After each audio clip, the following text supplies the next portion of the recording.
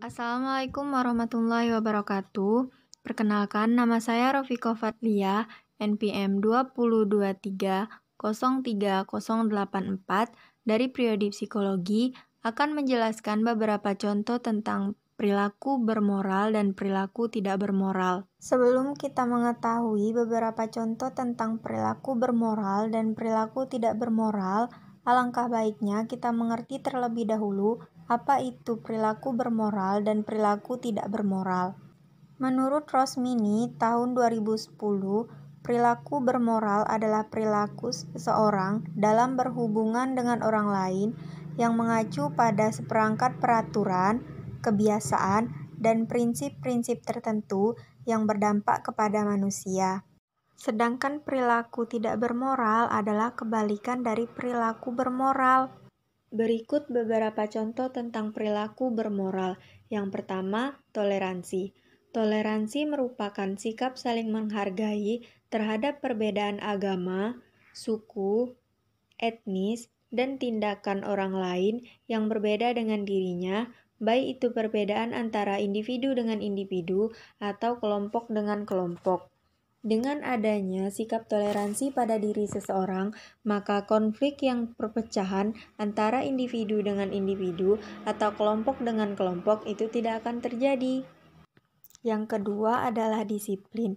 Disiplin merupakan perilaku yang tertib pada aturan, atau dapat diartikan sebagai sikap seseorang atau kelompok yang berniat untuk mengikuti aturan yang telah ditetapkan, seperti halnya dengan pekerjaan. Disiplin pekerjaan merupakan suatu sikap atau tingkah laku yang menunjukkan ketaatan seseorang terhadap peraturan yang telah ditetapkan dalam tempat pekerjaannya.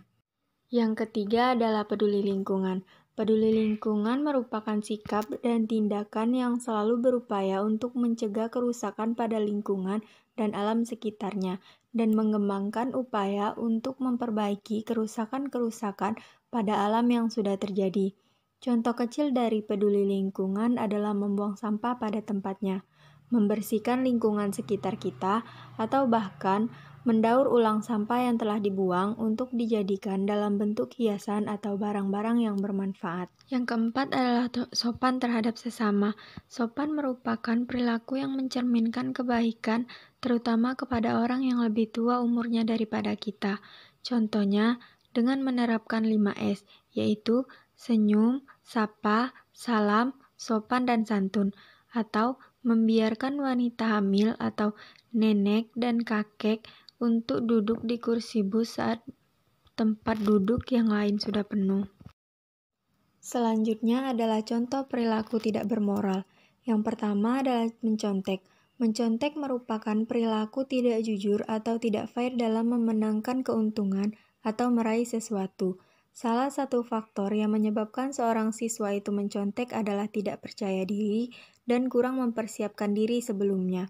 Dampak yang terjadi terhadap mencontek dapat merusak kepercayaan diri dan kurang percaya dengan kemampuan yang mereka miliki. Yang kedua adalah pencemaran lingkungan. Pencemaran lingkungan merupakan suatu kondisi di mana keadaan lingkungan yang sudah terkontaminasi dengan berbagai hal yang datang dari kegiatan manusia. Salah satunya adalah pencemaran air. Contoh dari pencemaran air ialah membuang limbah perumahan di sungai yang menyebabkan sungai yang jernih menjadi keruh dan kotor, atau membuang sampah ke sungai dan sebagainya. Yang ketiga adalah menggunakan obat-obat terlarang. Sebagian besar remaja zaman sekarang telah mengonsumsi obat-obat terlarang seperti narkoba dan semacamnya. Padahal, mengonsumsi narkoba secara terus-menerus dapat menyebabkan kerusakan pada sel otak. Beberapa jenis narkoba memaksa otak bekerja dan tidak pada semestinya. Otak dipaksa untuk bekerja lebih cepat dan menekan sel saraf pusat. Penyebab remaja menggunakan obat-obat terlarang antara lain yaitu stres yang berlebih atau ajakan dari teman-temannya. Yang keempat adalah bullying. Bullying merupakan tindakan penggunaan kekerasan untuk menyakiti seseorang atau sekelompok orang, baik secara verbal, fisik, maupun psikologis, sehingga korban merasa tertekan, trauma, dan tidak berdaya.